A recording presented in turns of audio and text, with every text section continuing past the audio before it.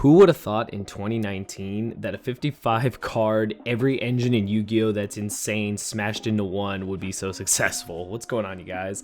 Slim here to talk about Benjamin Dieter's second place and Gavin Andrews' top 16. A 55 card Dark Orcust, Phantom Knight, Guard Dragon, Wombo, every kind of deck, turbo deck, all in one.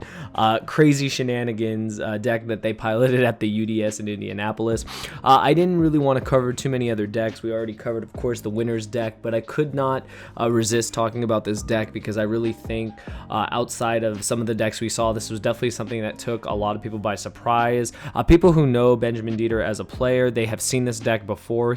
I believe he topped YCS Knoxville with this deck, and a lot of people just don't know what this deck does. They don't know like how, you just smash all these engines together and it works.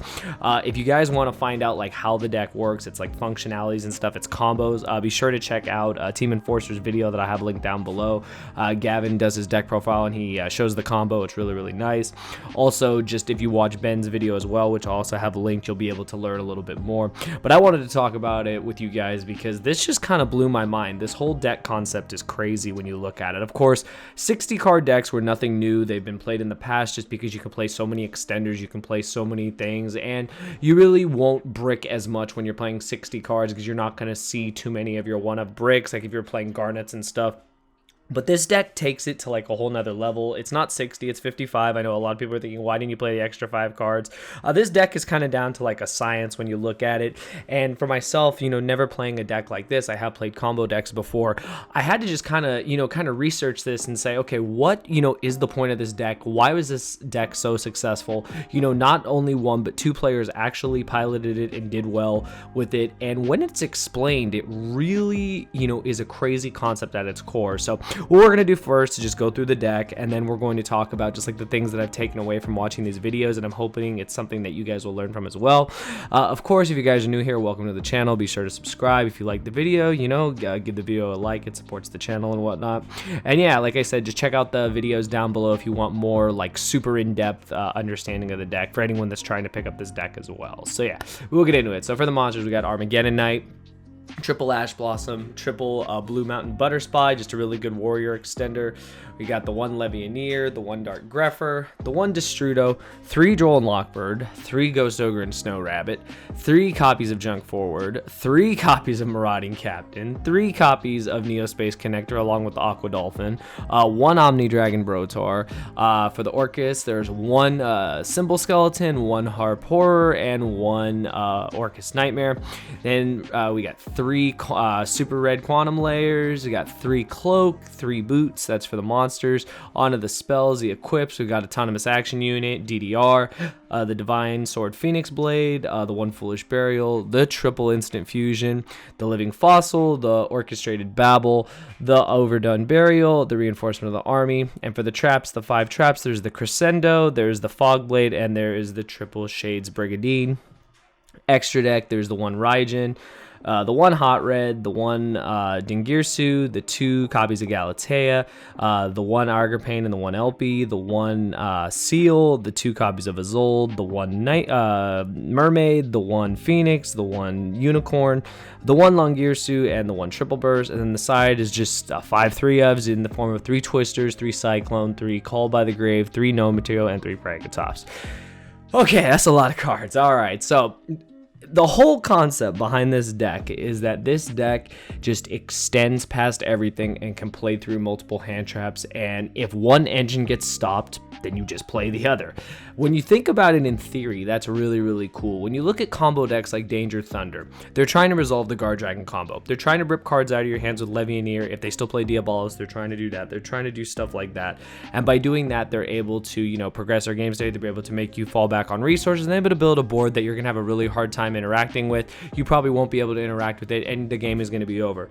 This deck does that, but it also does something that a lot of those combo decks don't do. And what it does is when, like I said, when one engine gets stopped, when you do your whole warrior engine and say anything like that gets stopped, you simply go into 2 monsters and then you do the Orcust combo. Now you guys are thinking, with only 3 Orcus, how do they do the combo? Well, the way it was explained in the deck profiles is if you manage your resources properly, which, should be, for most skilled players is something you should be able to do, you are able to still just do your full Orcust combo as long as you don't draw these cards, and you're able to just, extend forward and just do the Orcust combo. When you do actually do the full combo uninterrupted, you end on not only like the seal, the hot red, but you also end on, I believe you end on the Galatea, you end on the Crescendo, you end on so many interrupts, not to mention if you also do hand traps. If you notice, they're playing cards like Droll and Lockbird, cards like Ghost Ogre and Snow Rabbit, and of course the Ash Blossom and Joyous Springs.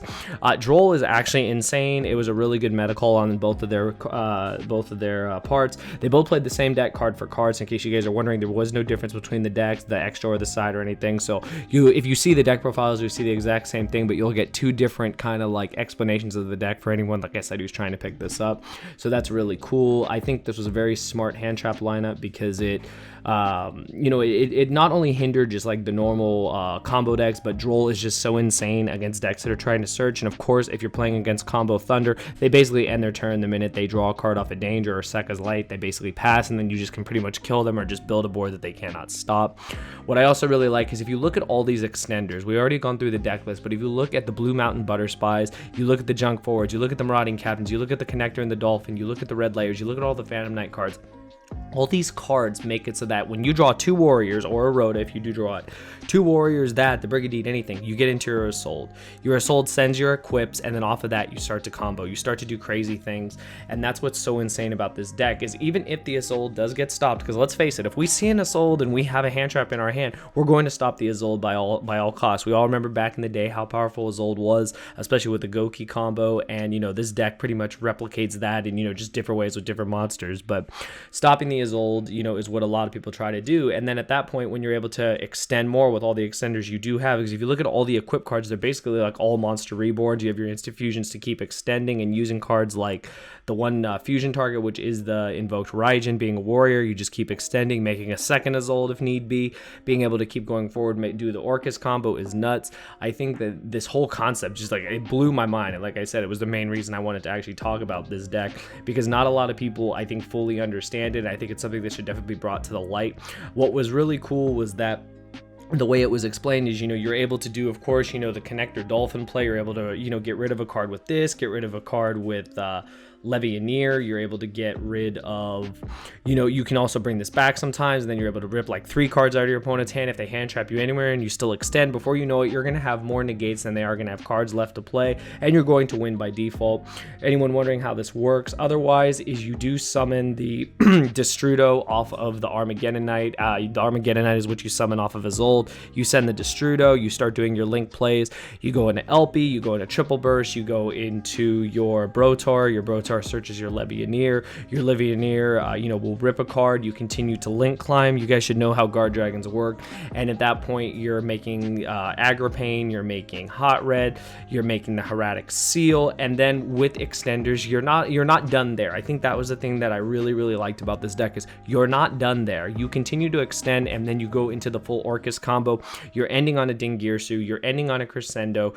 You might have Babel. I think you'd have to rewatch the combo. The combo is quite intensive, and it's something that I think I highly recommend anyone that's playing this deck or knows they're going to play against this deck in the future should definitely be well versed in. It's something that I've taken a lot of valuable knowledge away from. And I think that it's just really crazy that a deck like this kind of went under the radar.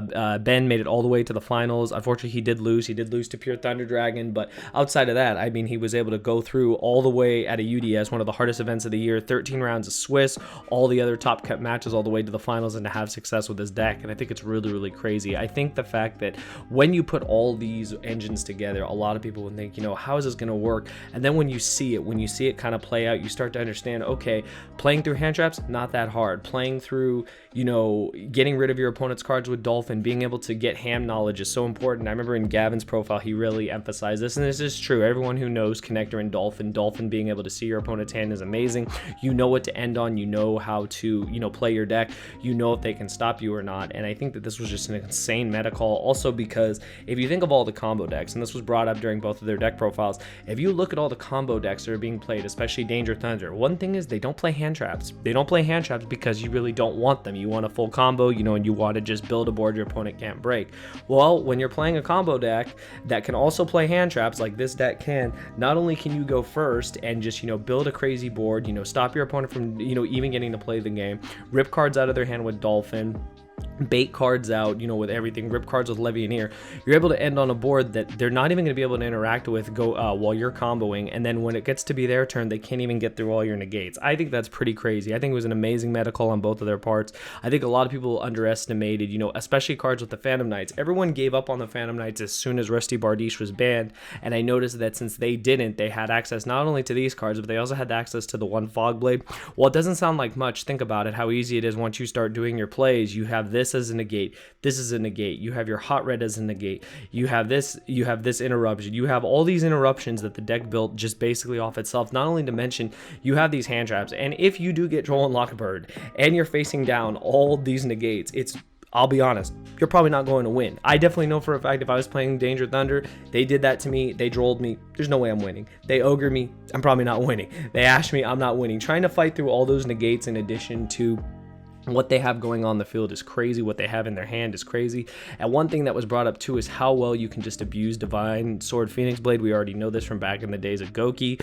Just abusing this card is nuts. You always have your discard fuel for your nightmares, you always have your discard fuel for all your extenders, and it just keeps going. You play so many warriors, you just keep banishing, you keep getting back the resource, and you just keep going. And I think that's what's really, really cool about this deck.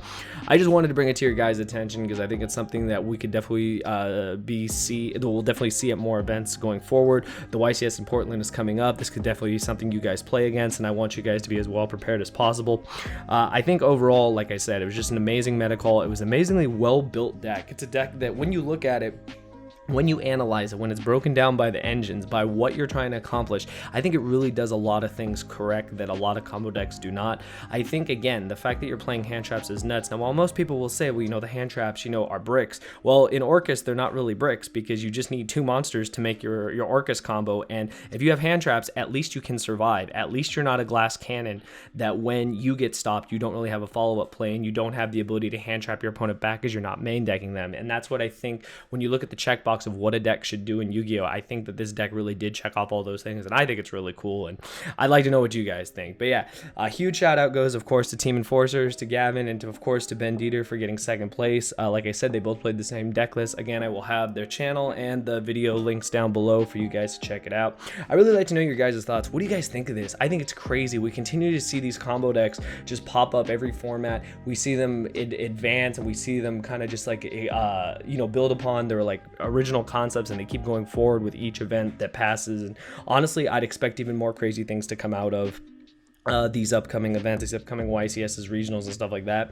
And one last thing I'll talk about is the side deck was extremely simple. It did what it needed to do. Pankatrops gets rid of floodgates, this gets rid of floodgates, this gets rid of back row, this takes care of Orcus and combo decks, and this is just when you're not guaranteed that you're going to always go first or second, so you just need this so that you can play through hand traps as well. But yeah, overall, I think the deck was nuts. I'd love to know your thoughts about it. Like I said, check out the links down below. If there's any cards here, if you guys are trying to build this deck, by all means, use my TCG player link. It helps me, helps the channel, and I really do appreciate it. I'd like to know, I mean, I think this just kind of blew me away, and I love the fact that, you know, it's something that we can bring here on the channel. It's something that we could bring to the limelight more based off the UDS, because you have to remember how, you know, high caliber the UDS is. It wasn't a lot of players, but it was a huge amount of great players, and I think that that really speaks to how effective this deck was and how effective it can be going forward in the format. But yeah, those are just my thoughts. I'd like to hear yours in the comments below. If you enjoyed the video, be sure to give it a like. If you're new here, consider subscribing and let me know what you guys think. But yeah, 55 card Dark Warrior Orcust. I never thought I'd see the day, but it's an amazing deck, an amazing concept, and I just love to know what you guys think in the comments below. But yeah, those are my thoughts. I'll see you guys next time. Thank you for watching.